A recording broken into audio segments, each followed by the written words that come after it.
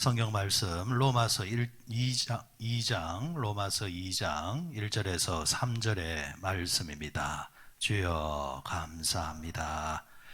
로마서 2장 1절에서 3절 말씀 같이 읽습니다.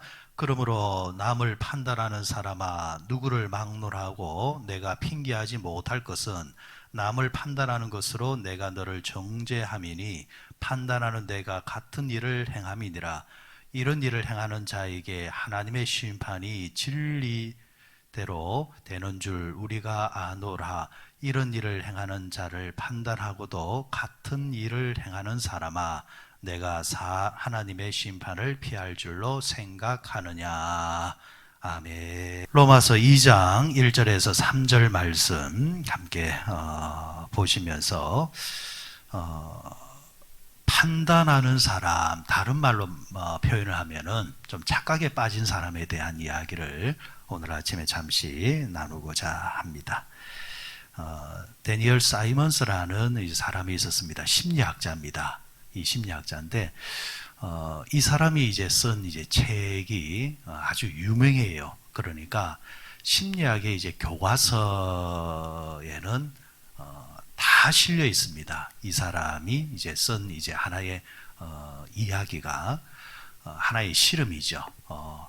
이런 이 실험으로 통해서 이 데니얼 사이먼스라는 사람이 아주 유명세를 타게 되어지는데 그 사람이 쓴 책이 우리나라에 번역이 되어져 가지고 그 보이지 않는 그 고릴라라는 그런 책으로 번역이 돼서 우리에게 많이 알려진 사람인데, 이 심리학의 아주 유명한 내용입니다. 실험은 아주 간단한 실험이었습니다. 어떤 실험이냐면은 한 운동장에 농구 코트에 대학생들을 조금 불러 모읍니다. 그리고 두 팀을 나눕니다. 한 팀은 하얀 티셔츠를 입히고 또 한 팀은 까만 티셔츠를 입히는 겁니다. 그러면서 농구 경기를 하게 하는데 한 1분 정도를 촬영을 합니다. 녹화를 비디오 녹화를 시키는데 긴 시간도 아니에요. 약 한 1분 정도 녹화를 딱 시켜놔 놓고 그걸 실험에 참가하는 그 사람들에게 보여주면서 문제를 하나 냅니다. 하얀 티셔츠를 입고 농구 경기를 하는 사람들이 자기들끼리 1분 동안 몇 번의 서로의 패스를 했는가, 그 문제를 내는 겁니다. 그러니까 사람들이 1분이니까 긴 시간은 아니잖아요.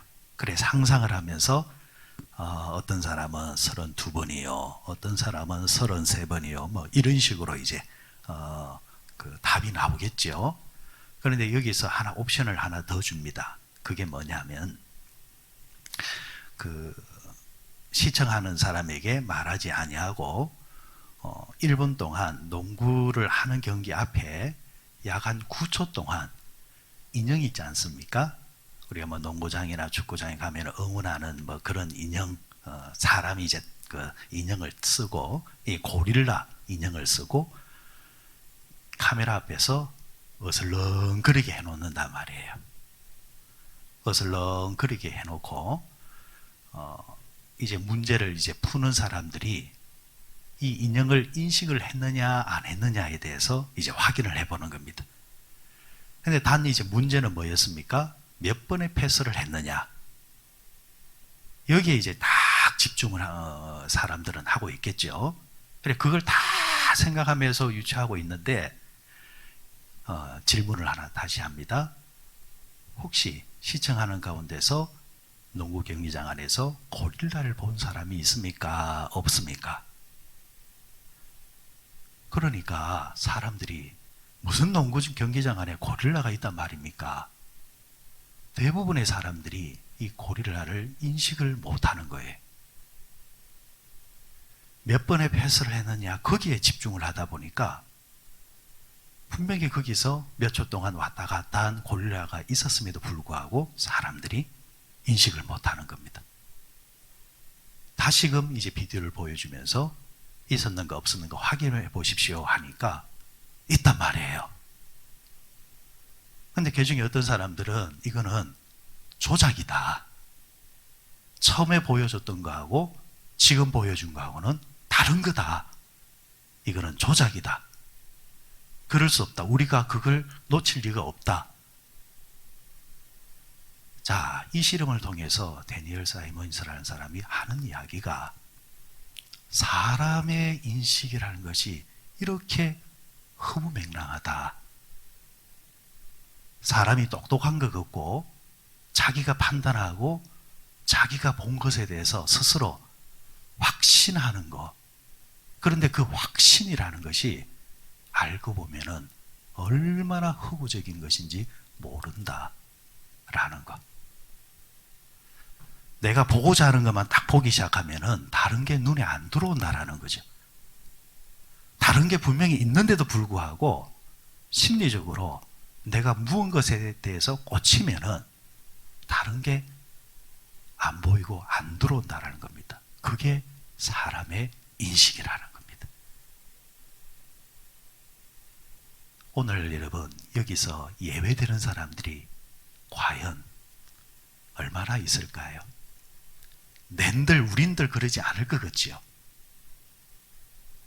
이걸 요즘에는 확정적 편향이라는 말도 사용합니다. 내가 확정적으로 어느 편향에 딱 속하면요, 어떤 말도 내 귀에 들어오지를 않습니다. 거기에 딱 꽂혀가지고 이유 불문하고 오직 그것만 쫓아가는 거예요. 우리 그리스도인들이 확정적 편향이라면은 예수한테만 딱 꽂히면 좋겠지만은 예수한테는 꽂히지는 않고 내가 살아왔던 경험이라든지 아니면은 지역주의라든지 아니면은 내가 아는 사람과의 그런 교류라든지 여기에 딱 꽂히면은 천하에 누가 뭐라 해도 받아들이지 않는다라는 겁니다. 이걸 여러분 다른 말로 말하면은 좋게 말해서 인식이지 다르게 말하면은 그게 착각입니다. 착각 속에서 너무너무 많이 산다라는 겁니다. 착각에 빠지니까 진실이 안 들어오는 거죠. 착각에 빠지면은 이게 생각의 감옥 속에 딱 갇혀서 못 헤어나는 겁니다.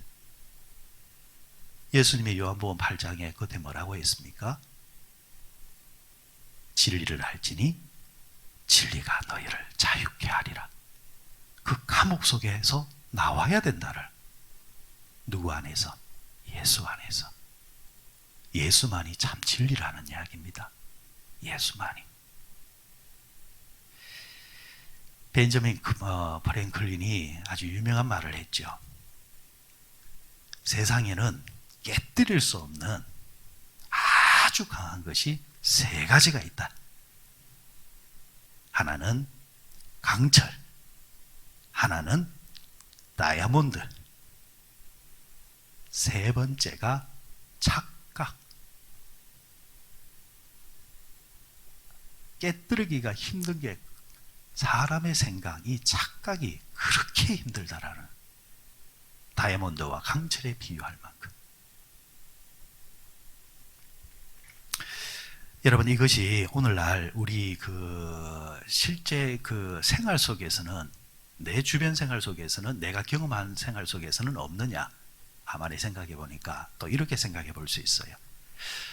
여러분, 사람이 1년을 같이 살고 2년을 같이 살고 3년을 어떻게 보면은 늘 같이 살거나 친하게 지내면은 상대를 알아야 됩니까? 모르는 게 정상입니까? 여러분, 그렇잖아요? 어떤 사람은 뭐 조금만 이렇게 같이 이야기해도 친해지거나, 아, 저 사람 괜찮다, 안다, 이래 하잖아요. 근데 신기한 것은 보십시오. 부부가 몇 년을 삽니까, 보통? 중간에 갈라지는 거 말고, 보통. 아마 여기 계신 분들은 30년, 40년 내공을 가진 분도 계세요. 제가 보니까 어떤 분은 반평생을 그렇게 삽니다. 20살에 시집으로 왔으니까 70이 넘으면 50이 넘으면 같이 산 겁니다. 이 정도 되면은 여러분, 그 속을 면면이 다 알잖아요. 그죠? 안다는 거 말은 다른 말로 말하면은 갈등이 없어야 돼요. 아니까 척하면서 하면 틀리잖아요. 근데 많은 분들이 나오면은 에이 저 영감쟁이, 에이 정말 못 살겠다. 50년을 살아도 못 살겠대요. 그 속에 뭐가 있는 거예요? 갈등이 있단 말이에요. 갈등이. 왜 갈등이 생기는 거예요? 착각하고 있는 거예요. 50년 동안도 착각하고 있는 거예요. 뭐에 대한 착각입니까? 사람은 상대를 보면서 50년 동안 내가 싫어하는 거 가지고 있단 말이에요. 그런데 뭐가 착각이냐니까 그 사람은 내가 싫어하는 것을 가지고 있는데 나도 저 사람이 싫어하는 것을 끝까지 고집스럽게 지금 사용하고 있는데 그거는 없다고 생각하는 겁니다. 아이고 저 영감제 할 때에 상대는 내가 그렇게 싫어하는 것을 그도 싫어하는 것을 내가 가지고 있음으로 통해서 힘들어한다는 것을 모르고 있다는 겁니다. 이걸 평생 그렇게 사는 거예요. 결국 여러분 뭐에 대한 착각이냐니까 상대에 대한 착각이 아니라 나 자신에 대한 착각을 계속해서 고집하고 있으니까 계속해서 갈등이 유효한 겁니다. 나는 괜찮은 사람이야. 착각하지 말라는 거예요. 저 사람보다 괜찮기 때문에 저 사람의 단점만 자꾸 보는 겁니다. 반대로 보면은 정말 저 사람이 싫어하는 단점을 내가 계속 쥐고 있는데 이게 인식되지 않으면은 그 갈등은 돌아가시는 그 순간까지도 가지고 가는 겁니다. 그 착각 속에서 벗어나셔야 됩니다. 신앙생활 할 때 여러분, 나는 괜찮은 신앙인이야. 착각입니다. 착각입니다. 이 착각에 빠지니까 이제 여기서 나오는 오류가 뭐냐니까 바로 사람을 판단하는 사람이 된다라는 겁니다. 이게 성경의 논리입니다. 스스로 착각 속에서 헤어나지 못하니까 오늘 2장 1절에서 어떻게 시작했습니까? 그러므로 남을 판단하는 사람아. 착각 속에 있으니까 어떻게 하는 거예요? 함부로 남을 판단해 버리는 거예요.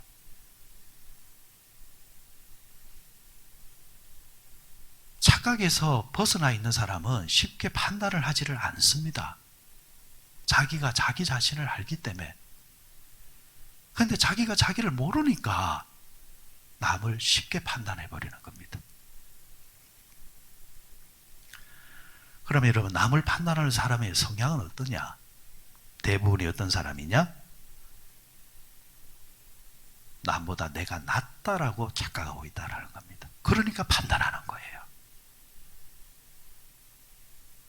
여러분, 그게 수준 낮은 거예요. 함부로 남을 판단하는 것은 자기가 교만해서 그렇습니다. 그거 조심하셔야 돼요. 죄송합니다. 이제 돌아가셨으니까 저 천국에서 보면서 넓은 마음으로 이해해 주시리라 생각합니다. 돌아가신 예전에 할머니를 보니까요, 연세가 들면 들수록 그런 게 있어요. 할머니 부르는 순간 다 알아요. 근데 분명히 모르는데 분명히 모르는 것 같은데 뭐 말하다 보면 내가 다 알고 있었어. 그래 이런 식으로 다 알아요. 다 알아. 근데 다 알아서 다 아는 게 아니고 다 아는 척을 하세요.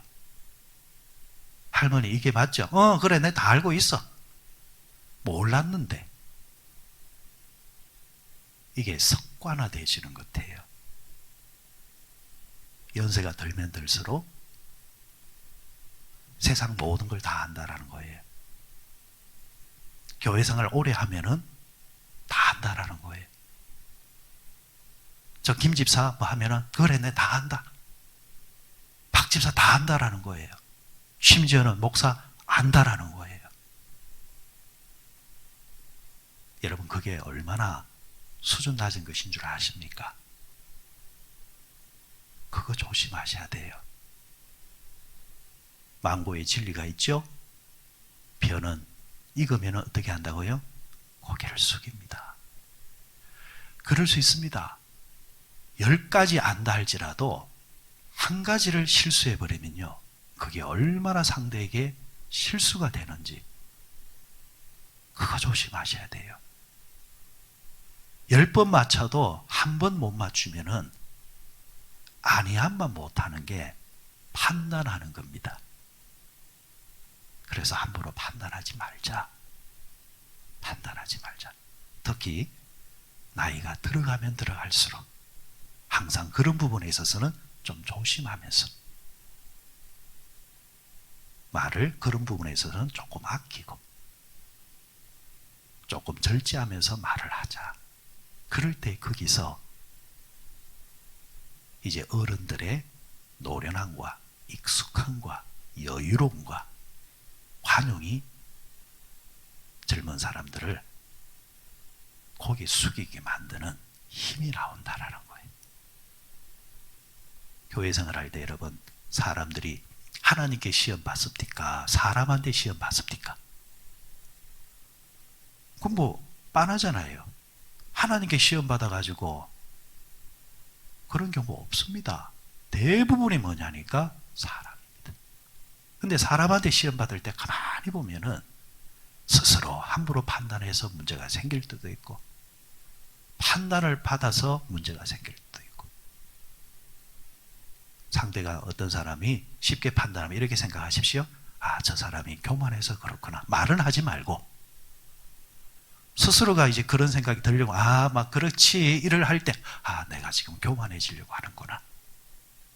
그렇게 생각하면서 말을 조심해야 되겠다 하면서 판단을 조심해야 된다.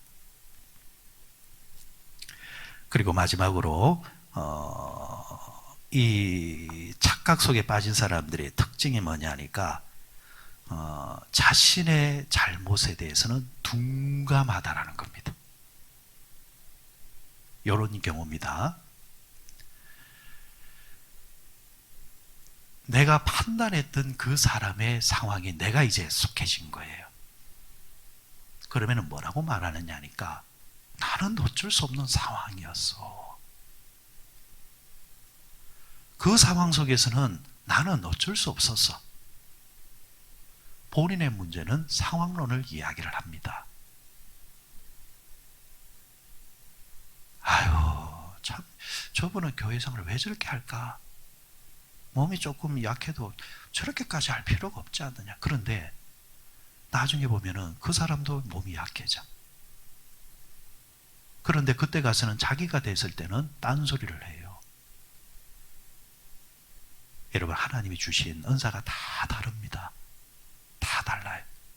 그렇기 때문에 내가 그 부분이 좀 강하다고 해서 약한 사람을 함부로 판단하지 말고 말하지 말라라는 겁니다. 특히 여러분 자식에 대한 문제는요 정말 함부로 말하지 마세요. 제가 늘 하는 이야기지만은 어떻게 될 줄 알고 지금 내가 자랑하는 자식이 나중에 어떻게 둔갑할 줄 알고 반대로 지금 나간 탕자가 어떤 효자가 되어가 돌아올 줄 알고 이건 아무도 모르는 거예요. 그래서 옛날 어른들은 자식 자랑하지 말아 했잖아요. 그죠? 여러분, 손자 자랑하려면 뭐 하라 했습니까? 뭐 하라 했습니까? 밥 사주면서 하라 했잖아요. 이건 거꾸로 말하면 무슨 말인 줄 아시죠? 함부로 하지 말라는 이야기예요. 내 자식 귀하면은 너무 자식 귀한 줄도 알라라는 이야기예요. 너무 가볍게 이야기를 할 때에 그게 나는 기분 좋은 이야기지만은 상대는 정말 아프게 하는 이야기가 될 수 있기 때문에 그런 이야기는 정말 함부로 하지 말라. 남의 자식 이야기, 또 남의 흠에 대한 이야기 너무 하지 마라. 내가 그 상황이 되면은 어떻게 할 건데? 인생은 참 묘한 겁니다. 먼저 된 자가 나중되고요. 나중된 자가 먼저 되는 경우들이 정말 많습니다. 착각 속에 빠진 사람은 다른 사람의 문제는 예리하게 판단하고 자신의 문제가 되었을 때는 어쩔 수 없었다라는 식으로 둔갑시켜 버린다는 겁니다. 실제로 이런 이야기가 있었죠. 어느 교도소에 4명이 들어가 있었습니다. 한 방에. 이 방은 어떤 방이냐면은 성추행범을 모아놓은 방이에요. 그 사람이 그 사람이죠. 그죠? 그런데 그 방에서 한 사람이 죽어나갑니다. 3사람이 한 사람을 집단 구타를 한 거예요. 왜 그랬느냐 보니까 이 3명에게 구타를 당했던 사람이 성추행범이면서도 미성년자, 그 어린애를 성추행한 범이에요. 아니 이 3사람이 뭐라고 하면 때렸냐니까 네가 인간이냐? 어떻게 어린애를 건드리냐? 성추행범이 성추행범을 때려서 죽인 거예요. 여러분 이 이야기가 시사하는 바가 뭡니까? 보통의 사람이 쳐다보면은 그놈이 그놈인데 그놈들이 뭐가 착하다고 자기들 보기에 못된 사람을 때려서 죽인단 말이냐. 그런데 그 속에 있는 자기들 세계에서는 착각 속에 있는 거예요. 우리가 니보다 낫다라는 거예요. 이게 사람들이 말하는 알량한 저급한 의라는 수준이라는 겁니다. 오늘 세상을 한번 보십시오. 그놈이 그놈인데 그 사람이 그 사람인데 싸웁니다. 내가 잘났니 네가 잘났니. 또 거기에서 또 키를 맞춘다. 그래도 내가 좀 낫다. 뭐 그러고 있단 말이에요. 여러분 코미디 아닙니까? 이걸 여러분 이제 우리가 보는 것이 아니라 위에서 하나님이 우리를 내려다보면 기가 찬 거예요. 뭐 묻은 게 뭐 묻은 뭘 한다고 그러고 계실 거예요. 그래서 여러분 성경은 로마서는 모든 사람들이 죄를 범했으니까 우리에게는 우리 스스로에게는 희망이 없고 누구밖에 없다? 하나님의 의밖에 없다. 그 속으로 들어와야 된다. 우리는 용서받을 존재이지 남을 판단하거나 정죄할 수 있는 존재가 되지 못한다. 결국 우리는 하나님께 용서받아서 그 용서함의 은혜 때문에 새 사람이 되어서 그걸 자부심으로 느끼는 자들이지 한 인간으로서 가지는 수준과 그리고 도덕과 윤리와 이런 걸 가지고 자랑하며 판단하는 존재는 결코 될 수 없노라 선언하는 것이 로마서의 이야기입니다. 오늘 아침에 내 마음을 다시 한 번 더 들여다보면서 혹시 내 안에는 존재하지만은 내가 착각 속에서 보지 못했던 그 고릴라 같은 존재가 없는가 한번 가만히 한번 들여다보고 나도 이런 걸 가지고 있는 사람인데, 그래, 함부로 판단하는 사람이 되어서는 안 되지. 오히려 주님께 엎드려서 다른 사람들의 단점과 약점이 보이면 그걸 위해서 기도하는 사람이 될 뿐이지. 그리고 오히려 나 자신을 위해서 기도하면서 하나님 겸손하게 하시고 언제나 하나님 앞에 경비되어져서 판단이 아니라 기도하고 나 자신이 항상 나쁜 길로 빠지지 않도록 하나님 성령님 나를 다스려 주십시오. 기도하면서 하나님께서 기뻐하시는 언제나 겸손한 사람만 되시기를 주의 이름으로 축원드립니다.